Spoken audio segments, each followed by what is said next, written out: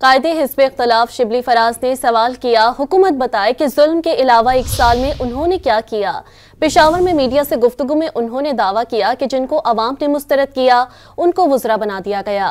قائد حزب اختلاف شبلی فراز نے سوال کیا، حکومت بتائے کہ ظلم کے علاوہ 1 سال میں انہوں نے کیا کیا۔ پشاور میں میڈیا سے گفتگو میں انہوں نے دعویٰ کیا کہ جن کو عوام نے مسترد کیا ان کو وزراء بنا دیا گیا۔ یہ اگر آپ کی کابینہ ہوگی تو آپ اندازہ کر سکتے ہیں کہ آپ کی یہ حکومت کاروبار مملکت کس طرح چلیں گے۔ ایسے لوگ جن کو کہ عوام نے ریجیکٹ کیا، بری طرح ریجیکٹ کیا، وہ آپ کے وزیر بنے ہوئے ہیں، اور ایک طرف جو مہنگائی کا حال ہے اور دوسری طرف یہ عیاشیاں کہ یہ اتنی بڑی کابینہ، یعنی یہ 10 لوگ یا 12 لوگ جو کام نہیں کر سکے، صرف جو ہے ان کو خوش کرنے کے لیے ان کی جو انہوں نے اپنے ضمیر بیچے ہیں، ان کی ایک قسم کی دھاڑی ان کو ملی ہے۔